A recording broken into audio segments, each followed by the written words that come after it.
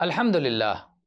کافروں کے علاقوں میں قرآن کریم کے ساتھ سفر کرنا منع ہے، جب کہ یہ اندیشہ ہو کہ یہ دشمنوں کے ہاتھ لگ سکتا ہے اور وہ اس کی اہانت کا ارتکاب کر سکتے ہیں۔ اس سلسلے میں عبداللہ ابن عمر رضی اللہ عنہما کی حدیث ہے، کہتے ہیں نہا رسول اللہ صلی اللہ علیہ وسلم ان یسافر بالقرآن الی ارض العدو، متفق علیہ حدیث ہے۔